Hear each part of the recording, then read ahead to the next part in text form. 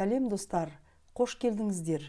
Сегодня мы на уроке изучим с вами 9 популярных фраз, которые часто используются в повседневной жизни. Внимательно слушайте, как они произносятся. Можете составлять с этими выражениями свои предложения и делиться в комментариях. Итак, поехали. Первая фраза «Ана жақ». «Ана жақ».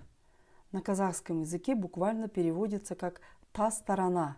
Это выражение используется для указания на какое-то место, находящееся на расстоянии или в другом направлении. Например, «Ана жаққа барып ойнаңдар».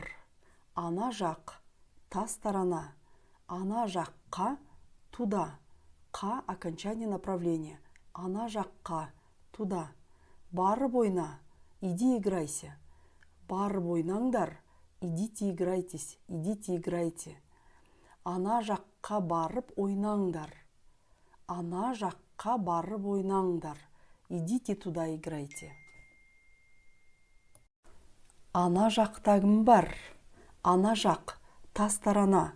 «Ана жақта» – «там». Окончание «та» – это окончание местного падежа, которое обозначает местонахождение кого-то или чего-то. «Ана жақта» – «там». «Ана жақта кім бар?» Теперь слово «кім» в этом предложении произносится как «гім». «Ана жақта кім бар» в быстрой речи, потому что перед звуком «к» стоит гласный звук «а», поэтому он произносится как «г». «Ана жақта кім бар?» «Ана жақта кім бар?» Кто там есть? Следующая фраза «ана жолғы». «Ана жолғы». Она переводится как «тот случай» или «тот раз». Обычно используется для обозначения чего-то, что произошло ранее. Например, «ана жолғы оқиға есіңде ме?» «Ана жолғы оқиға есіңде ме?» «Жолғы оқиға» не как «жолғы оқиға» читается, а «жолғы оқиға». В слове «жолғы» опускается, сразу произносится звук «о» следующего слова.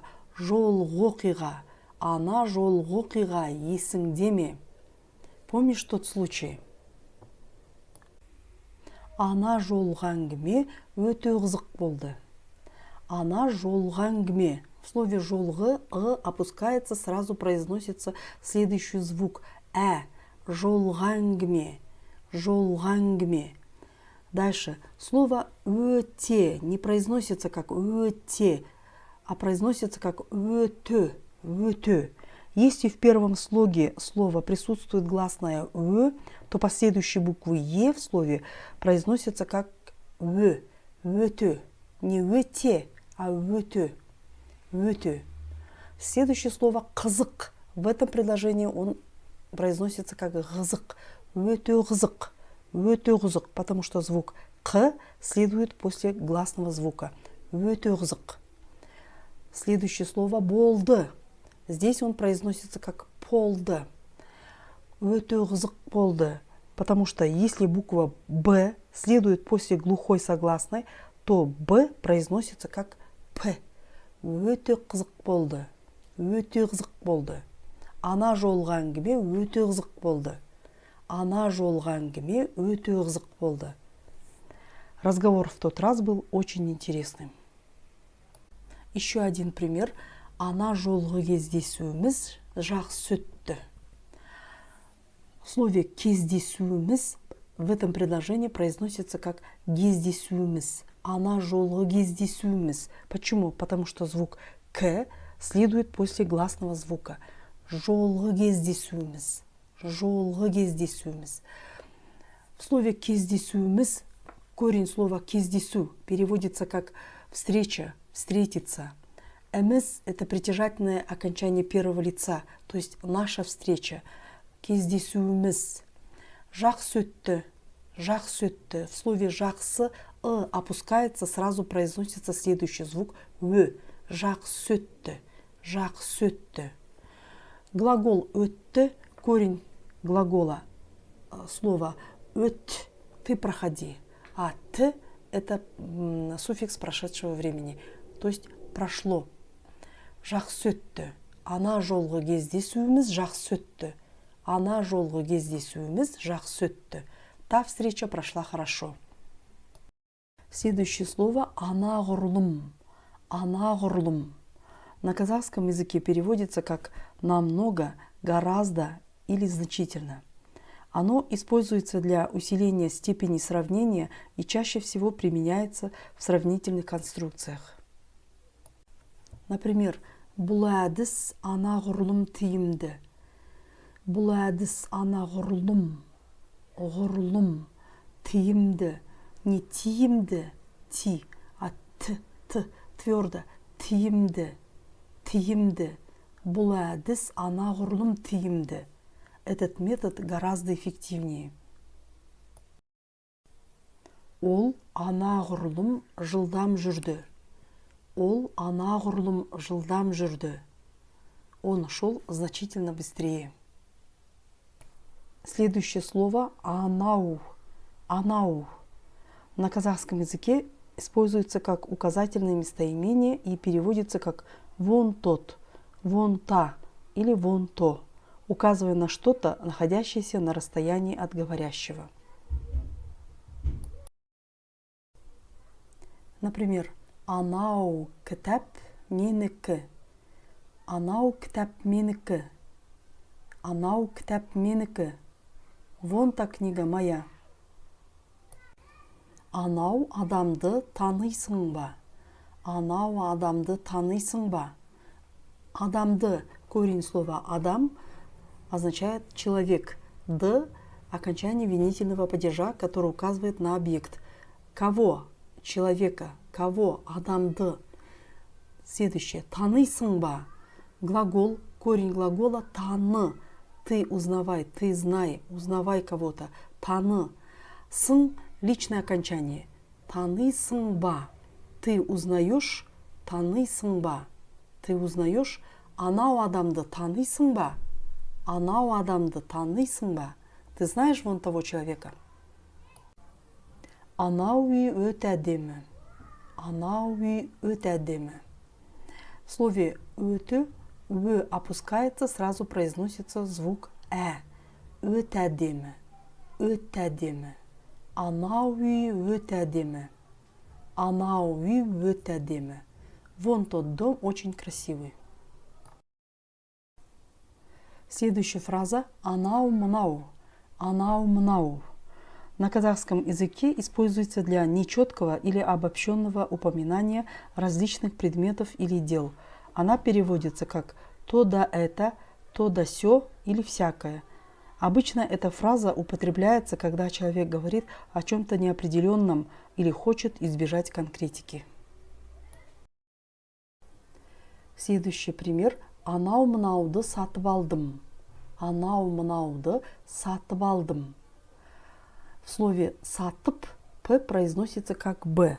Если первое слово в словосочетании оканчивается на «п», а следующее слово начинается на гласную или сонорную или звонкую букву, то буква «п» произносится как «б».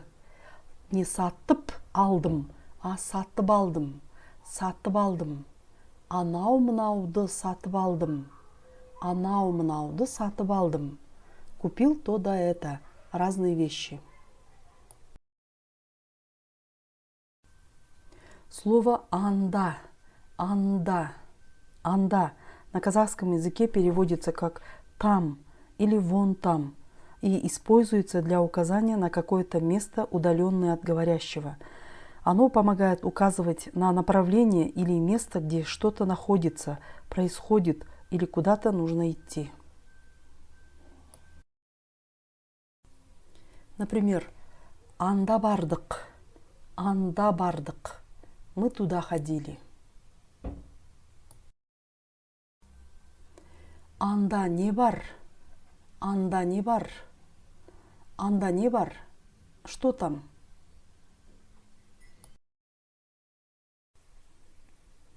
«Анда тұр». «Анда тұр». «Анда тұр». Стоит там.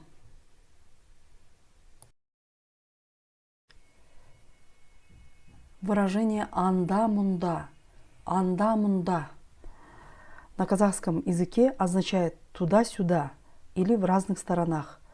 Оно используется для описания движения или действий, которые всегда беспорядочны или не имеют четких целей.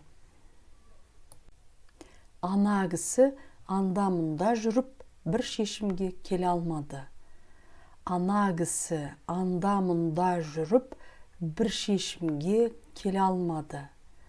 В слове «кісі» в этом предложении звук «к» произносится как «г», потому что она идет после гласного. Ана кісі, ана кісі, анда-мында жүріп, анда-мында жүріп, бір шешімге келе алмады. В слове «келе» «е» опускается, сразу произносится звук «а». Келе алмады, келе алмады. Ана кісі анда-мында жүріп, бір шешімге келе алмады. Тот человек ходил туда-сюда и не смог принять решение. Балалар анда-мында жүгіріп жүр. Балалар анда-мында жүгіріп жүр. В слове «жүгіріп» в третьем слоге звук «э» произносится как «ы», «ы».